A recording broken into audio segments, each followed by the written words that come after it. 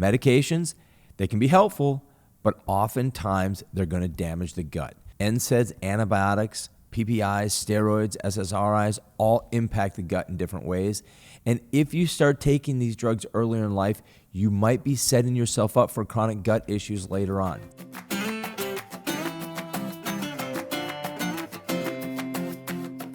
Welcome to the Freedom Health Show. I am Dr. Matt Gianforte, and today we're going to talk about something that might be a little surprising to you. The medications that you're taking could be wrecking your gut. Let me ask you, when you have pain, heartburn, or an infection, what's the first thing you do? For most people, it's grabbing an over-the-counter painkiller, taking an antacid to reduce drugs, or getting a prescription from their doctor. Does that sound about normal? Here's what no one is talking about. Many of these medications don't fix a problem. They come with consequences, especially for your gut. The gut is the foundation of your health. It affects digestion, immune function, mood, and even your brain health. But every time we pop a medication, we might be weakening that gut lining, killing off good bacteria, and setting ourselves up for chronic inflammation and disease later on. So today, we're going to dive into why medications are problematic, the 5 most common offenders for the gut, and why taking them early in life can create major health struggles down the road. So let's dive into it. Now, don't get me wrong. Medications can be life-saving and necessary at times. If you have a serious bacterial infection, you may need an antibiotic, right? If you had a surgery, pain medications can help with recovery. But the problem is that most people take medications without understanding what they're actually doing to the inside of their body. Think about it. Most drugs don't actually fix anything. They don't get to the root cause of the problem. They usually suppress the symptoms, giving us a temporary relief, but potentially causing long-term damage. And where they often hit the hardest is the gut. The gut lining is like a protective barrier.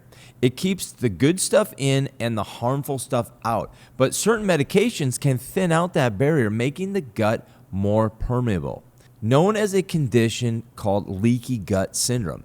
And here's where it gets dangerous. When the gut lining is compromised, it can trigger chronic inflammation, food sensitivities, immune system dysfunction, and even autoimmune disease. So what are the most common offenders when it comes to gut damage? Let's break this down. The number one are NSAIDs, painkillers like ibuprofen and aspirin.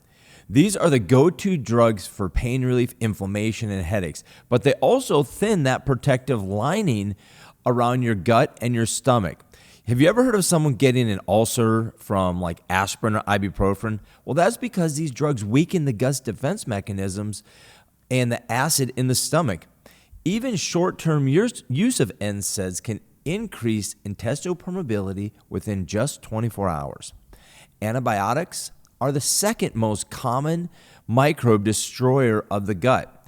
Antibiotics are great for killing bad bacteria, right? But they also wipe out the good stuff that keep your gut healthy. This disruption can lead to a gut dysbiosis.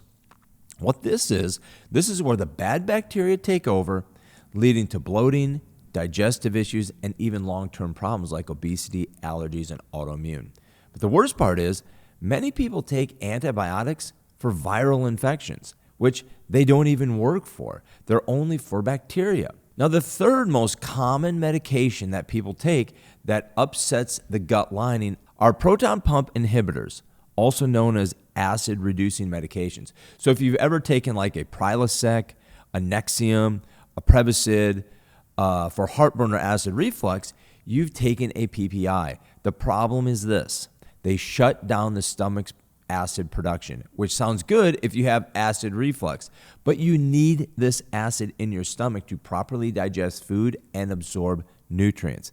Low stomach acid can lead to bacterial overgrowth, nutrient deficiencies, and increased risk for infection. The number 4 is steroids. This is a silent gut disruptor. See, steroids commonly are prescribed for like autoimmune conditions, asthma, and even inflammation in the body. But long-term use can be a nightmare for your gut. They increase cortisol levels, which can break down the gut lining, make it even more permeable and prone to inflammation. Have you ever heard about someone getting digestive issues after long-term steroid use? Well, This is the reason why. Now, the last one that's still very common today are antidepressants that affect the gut. Most people don't realize this, but your gut makes up about 90% of your serotonin levels, the feel-good neurotransmitter. So when your gut's not healthy, your brain's not healthy. So when people take an SSRI medication for depression, for anxiety, they're altering serotonin function, not just in the brain, but also in the gut as well. And this can lead to digestive issues, irritability, irritable bowel syndrome, and gut motility problems. So we've covered the top 5 medications that damage the gut, but here's the thing we get even more concerned about when people start taking these drugs at a young age. Think of all the times that your kid had a headache or a sprained ankle or a sore shoulder or knee, right? Give them an anti-inflammatory. They had an ear infection. We give them an antibiotic.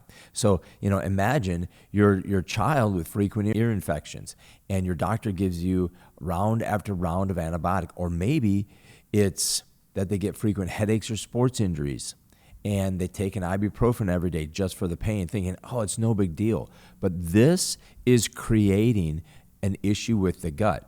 Maybe your kid is in college or in high school and they start to get depressed without realizing that this all could be a result of an unhealthy gut. So what happens? Well, over time, those gut microbes get weaker, the gut lining thins out, the inflammation starts to build up. But here's the worst part.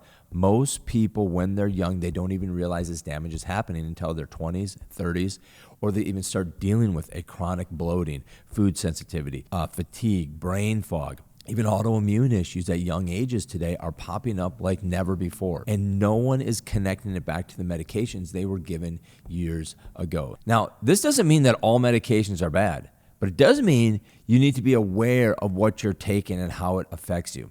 So here's what you can do. Limit medication use as much as possible. Don't just take medications out of habit. See if lifestyle changes, diet, natural solutions can help instead. Support your gut while taking these medications. If you take an antibiotic or NSAID, make sure you're getting a probiotic in, a collagen, things that are going to help build that gut layer again, okay? Prioritize gut health early in life. If you're a parent, make sure your kids aren't overusing antibiotics or NSAIDs or acid blockers, okay? Their gut depends on it. Their brain health depends on it. So let's recap. Medications, they can be helpful, but oftentimes they're going to damage the gut. NSAIDs, antibiotics, PPIs, steroids, SSRIs all impact the gut in different ways. And if you start taking these drugs earlier in life, you might be setting yourself up for chronic gut issues later on.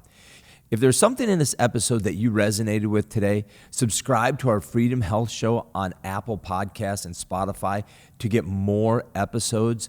I'm always here to share information, give you tips and tricks for your health. Remember, health is a journey, okay?